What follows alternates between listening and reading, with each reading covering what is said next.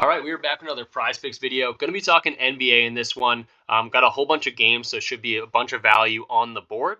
But like always, we want to go over the video picks we had from last time. It's not every day that we go under 50%. It just happened to be one of those days that we were getting decent value and it just didn't go our way. Derek White, this line moved to 8.0 at least.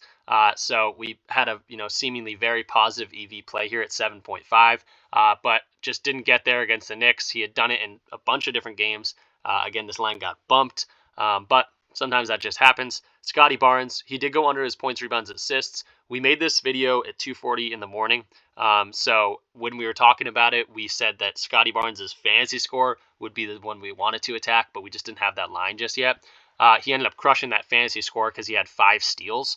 And that's something that I'll always talk about with players that get, the stocks, the steals, and the blocks. You always want to be probably going to their fantasy score if you're looking at them.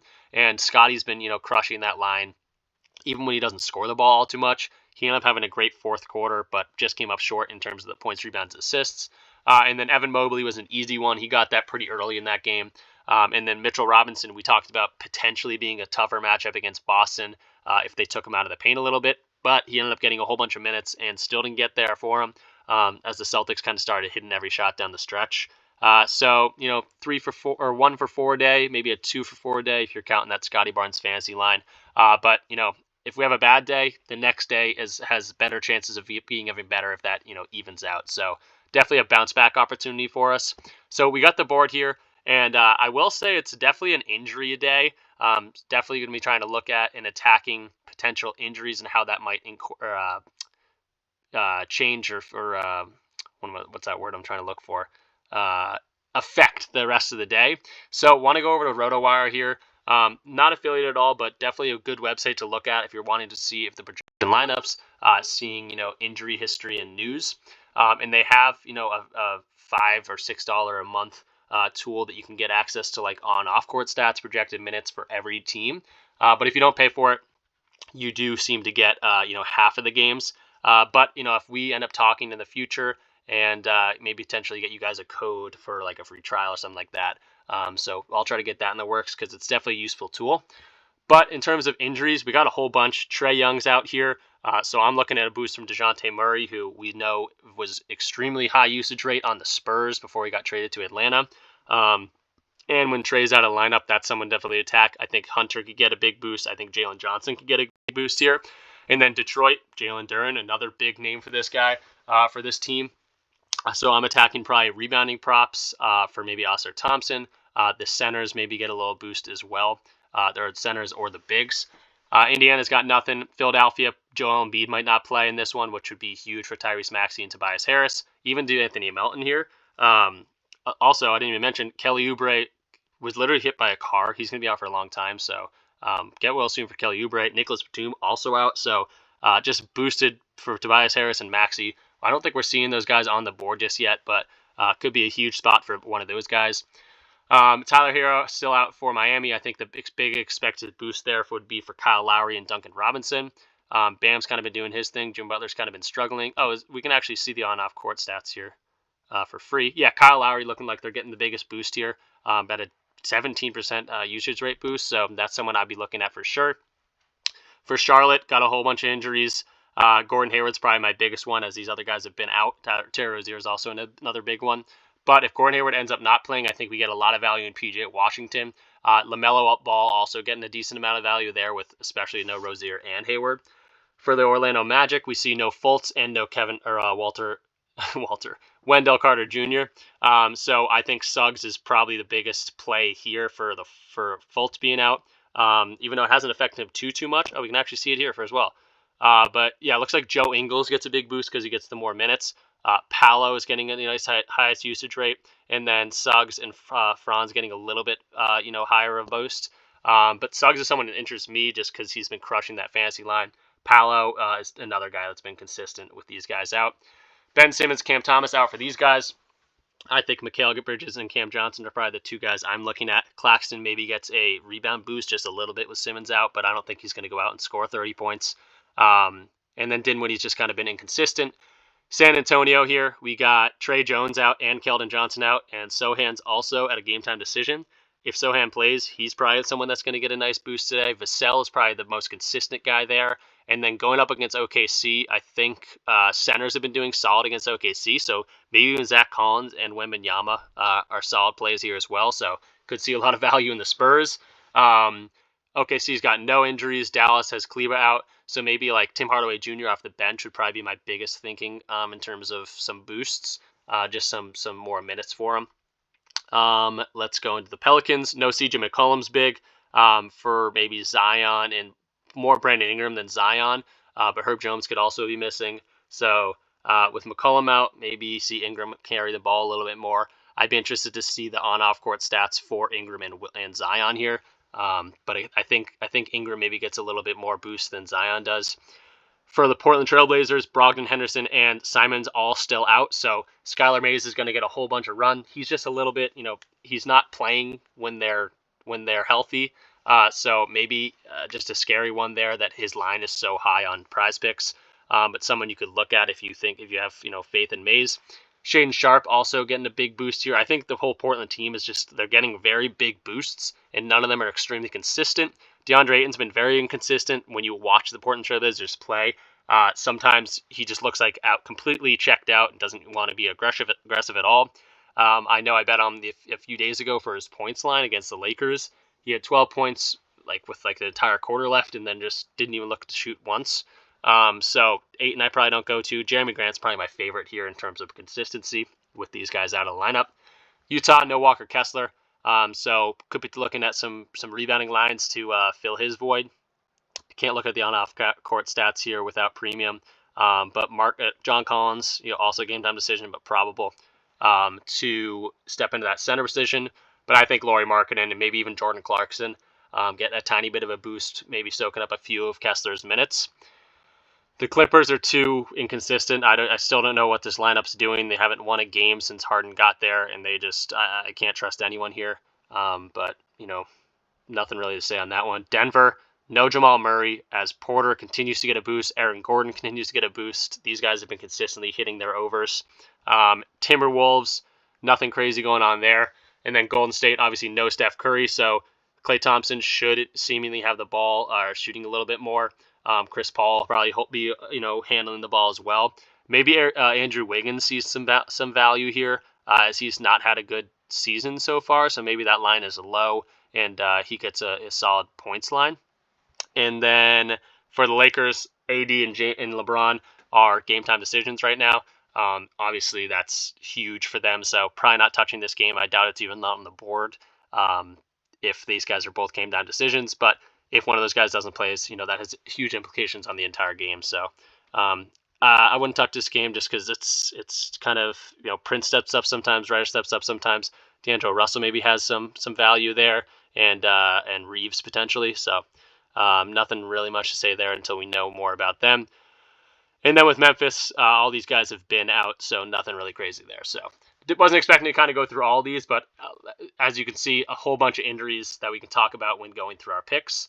And maybe you get some ideas to look at people on the board that maybe we can't go over in this video. But let's go to the board and go over this chronologically.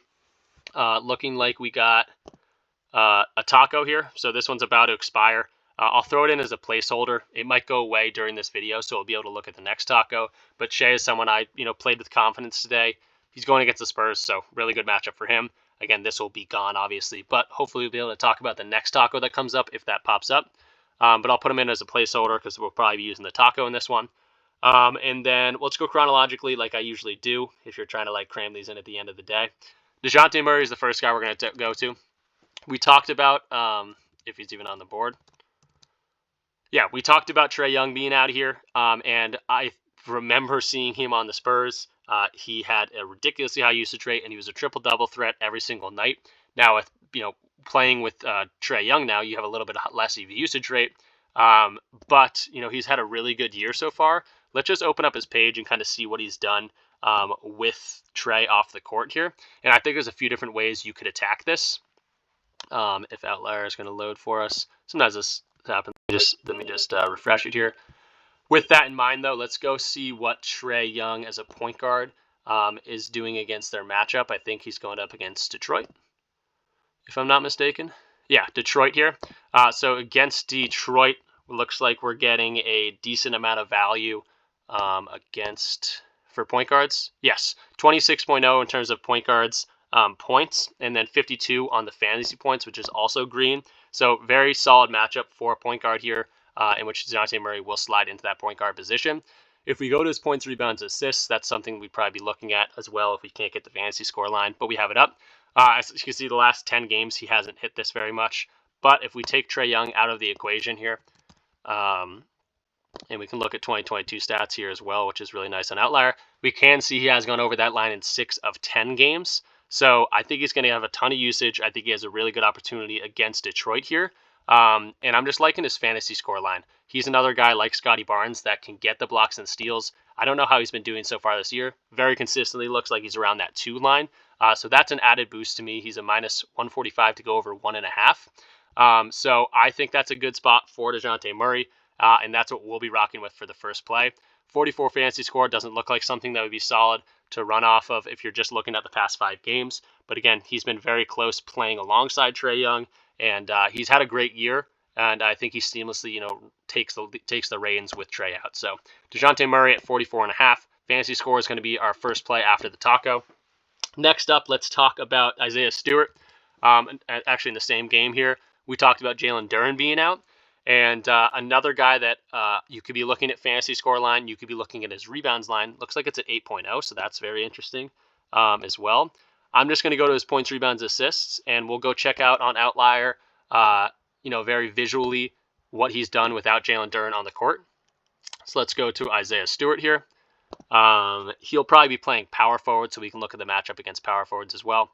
Looks like he's got some positive EV here. If we go to and sort this by his implied probability, and we change this to like minus 135, which is probably the best you're going to get on sportsbooks. Looks like they like the best over they like is points, and the next best over they like 3-pointers. Actually, is interesting.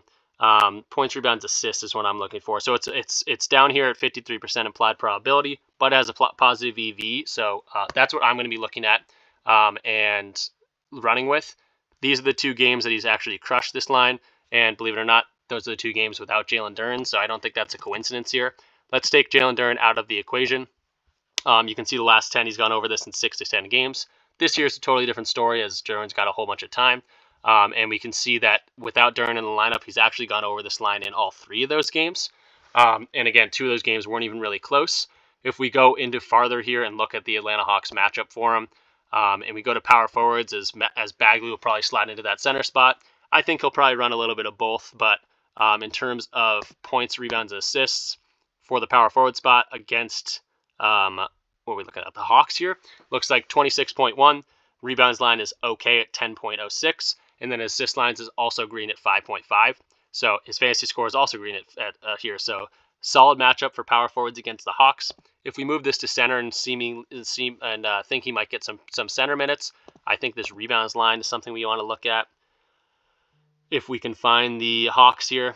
So they're very middle of the road in terms of this play. So if I was going for his, think he's going to play a little bit more center, which I think he'll sit in that power forward spot more often. James Wiseman will probably get called off the bench. But if you think he's going to play more center, fantasy score might be the way to go. At the steals and the blocks look like they're a little bit higher. So power forward spot looking really good for him.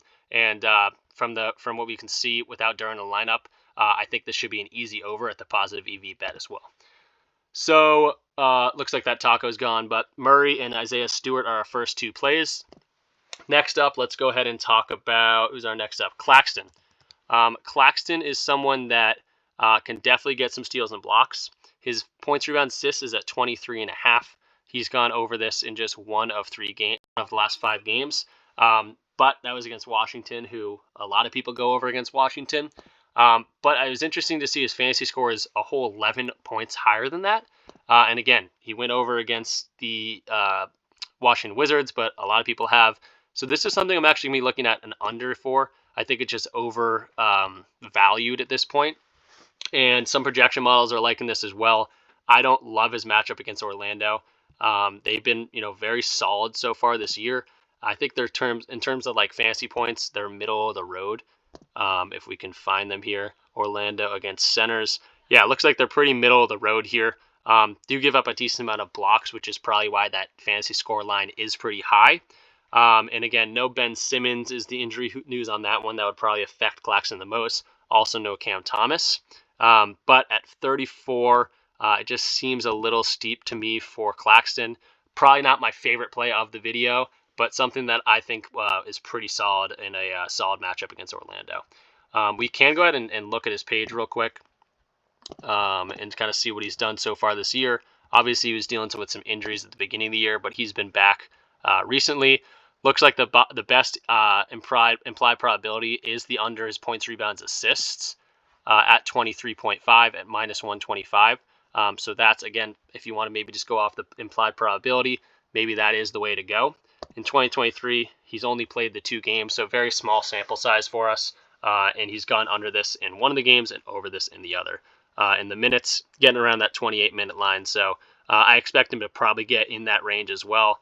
But the fantasy score line just seems too high to me. So I'm rocking under for Claxton here today. Projection models, again, kind of liking that one as well. Another one we're going to go to is another under here, and maybe not one people love, but Zion Williamson. I think a lot of his unders look pretty solid today. The injury news here is there's no CJ McCollum, so we will look at that with no games or without CJ McCollum in the lineup. I think the best value here is his rebounds and assists at 12.0, and we're going to go under here. His assist line might be getting a little boost with McCollum not in the lineup, but let's just open up his Outlier page and kind of see what he's been doing. Zion Williamson. We'll just open up his page and just so we can get in there. But we're going to his points and rebounds and assists, if we can find that. Rebounds and assists right here. Looks like it is a plus 108 to go over 12.5. So the line is at 12.5 over here on Outlier. It's a minus 130 to go under this. The 2 games he's gone over this, he's had 8 and 9 assists. I don't think that's what Zion does. These kind of seem like outlier ones to me. So if you think he's going to get a whole bunch of assists, maybe stay away from this one because that's what seems like he goes over this line. And he's not the biggest rebounder as well. We can, go ahead and get McCollum out of the lineup for this one. That's the biggest injury news for this game. And we can see that he's gone over in 4 of 7 games, so it looks a little bit better or a little bit worse for this under on that situation. But in terms of 2023, he's still gone under this in 2 of the 3 games. And again, kind of an outlier here against Denver getting 9 assists. I just don't see that happening. Additionally, let's go and look at his matchup against Dallas here. And we do have a matchup history against them without CJ McCollum just last game, and he only had 2 rebounds and 4 assists. I will also say Zion just had a very interesting press conference as the Pelicans have not looked good so far this year. And he kind of said he was literally going to take a backseat and let the process, take its place. So I think he potentially is maybe not checked out. I think he's going to go ahead and do his job. But in terms of going in there and grabbing 10 rebounds, that might not be something that he's interested in doing. They just lost this. That was after this Dallas game. So again, I like what he did against Dallas last time. It's a great matchup for power forwards in terms of going under. So let's just go over here and look at power forwards, and let's go to their rebounds. We see that Dallas is giving up 9.27. I'm not going as points, rebounds, assists because of this number at 27.7 points given up to power forwards. And then assist line here is at 4.1. That's mediocre and middle of the road. But again, I don't think he goes out and gets 10 assists or 9 assists like those other games that he went over. So Zion at an under, kind of playing maybe off his character on this one. And again, just not liking the vibes in this press conference after that last loss. So that's 4 picks for you. Let's go ahead and get one more. And that will be Michael Porter Jr. We're going to be going over for Michael Porter Jr. on this one. His fantasy score line is something very interesting. He's gone over in 5 straight games. He's definitely getting a boost that Jamal Murray's not in the lineup. And we'll definitely look at his Outlier page. But what I'm going to be looking at, again, don't shy away from fantasy score line at all. Don't shy away from his points, rebounds, and assists at all. But I'm just going to go to his 26 points and rebounds. He doesn't, get a whole bunch of assists even without Murray in the lineup. But he has been getting a bunch of rebounds this year, and his points have been up since Murray's gone out. So that's what I'm going to be attacking. Let's go jump into his page and kind of visually see what that looks like. Michael Porter Jr. going up against the Clippers. So on the surface doesn't look like a great matchup, but people have been having their way with the Clippers. Let's go to just open up his page and try to get to that points and rebounds line. Points and rebounds here. Looks like it is a minus 115 to go over, so slightly favored to go over this line in terms of the odds. We can see these games recently he's been crushing this line. So let's go ahead and take out Murray because those are going to be the games that he hasn't been that he's been killing it. These are the last 10 games, so doesn't look amazing in the last 10, but this season he's looked a lot different, looked very healthy. So the 3 games that Murray has missed, he's gone over this line in 2 of the 3. And again, 9 rebounds, 10 rebounds are a big reason why. And then he's been scoring the ball really well. Additionally, let's go to the Clippers here, who have been, a solid matchup for all positions. But if we look at the small forward position with Jokic and Aaron Gordon at power forward, he should be sliding into that small forward position like usual. And we can see his points going up against the Clippers looking really good at 24.13. His rebounds are looking really good at 10.38, and his assists are looking really good at 4.48. If you look, a little bit farther, 47.65 in terms of fantasy points as well. So I think you could attack Michael Porter Jr. a lot of different ways. I just happen to be going to his points rebounds line. If you want to look a little bit further, his points rebounds assist line is at 28.5, but just doesn't get a whole lot of assists. Looks like he had 1 here, maybe had 2 or something here. Looks like he had 3 here, 2 here. So I just like the points and rebounds line. I think that's a little bit more consistent for me. So those will be the 5 picks. I do want to see maybe if we have a taco jumping on the board. Not yet. Is it NHL? Okay, so we got an NHL taco. And again, 31 last average. The goalie saves one that did hit last week. So this is something I'm definitely, willing to go to for sure. Just on the surface of things, I'd want to look at it a little bit more, but they're not trying to trick you on these tacos, and it is, community based. So people are voting on this. They should be knowing what they're talking about. And these tacos hit much more often than they don't. So 5 of the last 5 games, he's gone over this. And again, they have a goalie saved one last time that was solid. So those will be the 6 picks for us. I do want to again mention Jalen Suggs was another guy I wanted to look at today. His fantasy score line is not coming up. His points, rebounds, assist line is definitely something to look at. But I just love his fantasy line when it comes up. He's crushed it very consistently, and he's a guy that can get blocks and steals. With no Markelle Fultz and with no Wendell Carter Jr., he'll get even a little bit more run than he usually does. So that's someone to look at, and wanted to mention that. Again, looks like we are getting Maxey in lines here for the 76ers. That makes me think Embiid's playing, but with no Oubre and no Batum, Tobias Harris's fantasy score line is something maybe you want to look at.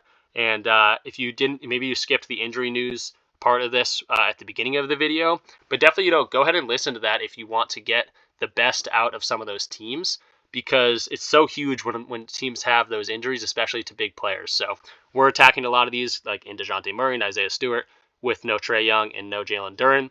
And some of these other guys are just looking really good as well. So these will be the 5 plays. Go ahead and utilize this taco, I think, with confidence for Jordan Binnington for the NHL. And try to run, a 6-man with this if you want to do that. Or try to run, some 2-mans. Those are solid on PrizePicks as well. If you want to run maybe a 3-man and a 4-man, maybe try the flex plays on those. But we will go over these real quick. So if you guys are trying to get these on your phone, you can maybe just listen to me here. So DeJounte Murray over 44.0 fantasy score. No Trae Young is huge for that one. Isaiah Stewart over 20.5 points, rebounds, assists. No Jalen Duren is huge for that one. Nicholas Claxton under 34.5 fantasy score. Just kind of fading him as he's coming back from injury. And I just think that line's a lot higher than his points, rebounds, and assist line. So fantasy score under for Claxton. 12.0 rebounds and assists for Zion. We're going under there as well. Didn't really like his press conference. He might be a little bit checked out and frustrated in that situation. Michael Porter Jr., 26.5 points and rebounds. Going to go over that. Going to continue attacking him with Jamal Murray out of the lineup.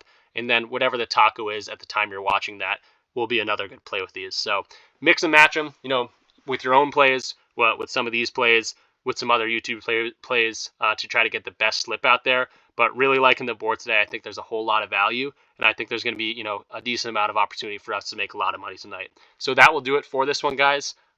Let's make a lot of money, and peace out.